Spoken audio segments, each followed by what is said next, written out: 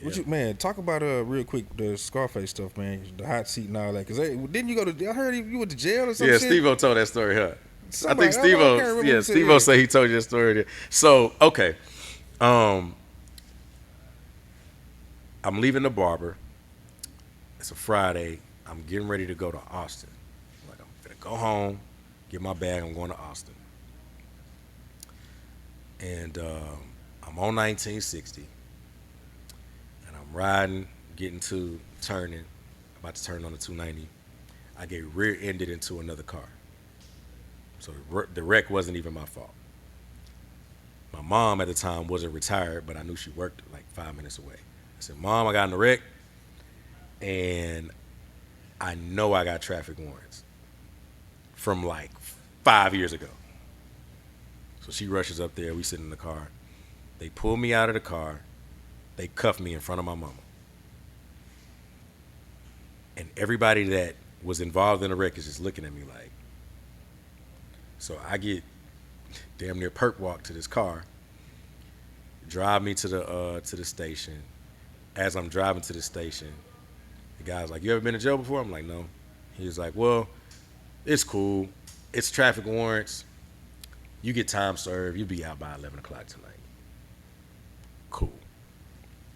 I get in there. They take like maybe 30 minutes to process me in. It was like 8 o'clock. I saw the judge at 10 o'clock the last night because at Friday, once you don't see the judge after that, It's you a wrap. dead. Yeah, you gotta wait till It's a Monday. wrap. You might as well get comfortable. So I saw the judge. He was like, "Okay, you got time served." I was like, "Cool, I'm going home." I got out at 10 o'clock the next morning. So I did. I be joking with people, but like when you in jail, like you be trying to figure out what you might know that you could tell somebody so you can get out of there. like, For real. like I know somebody sell dope in here somewhere. I gotta, and it was just embarrassing. It was like one of the COs in there went to school with me at PV. Like I'm just sitting in there like, bro, I don't belong in here. And that's when I realized that Harris County Jail and probably HPD and all that other stuff, they probably sit you in there with people from the area that you in. Because everybody in that tank was Northside.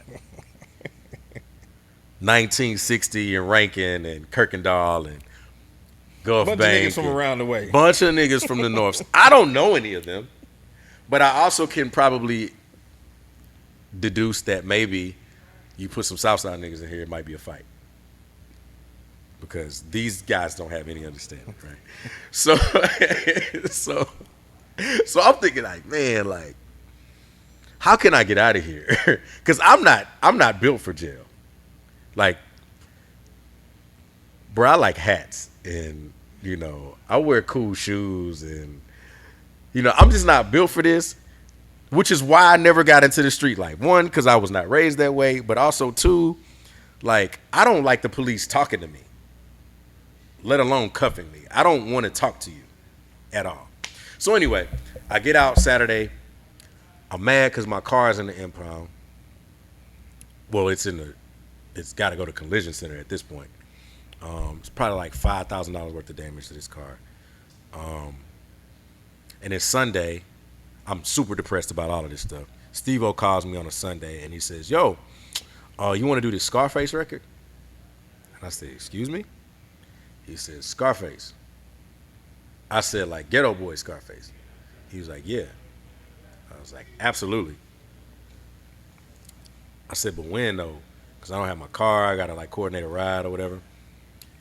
He's like, "Probably Thursday. We're going to be at James Hoover Studio on the Southwest." I said, "Okay, cool." He's like, "Wait, what happened to your car?" Because at first I said, "Send me the record so I can write it." He was like, "Nah, Brad, I don't like sending records." Cool. He was like, "You good? Like, where's your car? Like, what happened to your car?" I said, "Man, long story short, I got in a wreck. I ended up going to jail. So my car is in the shop, basically, in the tow yard." He's like, "Damn, what's crazy? The song about being in jail." And then he said, "Give me 5 minutes." So he called Brad. He's like, "Yo, I don't know what happened to him, but he just got out of jail." He said, "Send it to him right now." So he sends me the beat. As soon as the song comes on, I literally wrote that verse in my head in 5 minutes. And I sat on it until Thursday. I called my barber who's one of my best friends. Called him. I said, "Yo, it's an emergency. I need to get to the studio and record this shit for Scarface." He he. I think he was still in barber school at the time. He left barber school. He came, picked me up in my crib in Cypress. We drove to Stafford, and I recorded that in the studio, uh, like an hour and a half before Brad even got there. So Brad walks in, and he says, "All right, what y'all got?" So he comes in, and I'm like, "Damn, this is Scarface." But like I've met him twice, but it was like in passing, like as a fan type thing, right? But I'm like, no, I'm really in here with Scarface. And he said, "What you got?" So he played it, and he heard that, "Oh, sitting in the concrete couch, just waiting." He paused it, and he laughed at me. And I looked at my boy Ro. He's like, "Oh yeah, you definitely went to jail. What? Where you go to county?" I said, "Yeah, man." So we laughed, and he didn't even listen to the rest of the hook. Like I remember this. He didn't listen to the rest of the hook probably until like the next day or something like that. No shit. No shit. Concrete couches, no.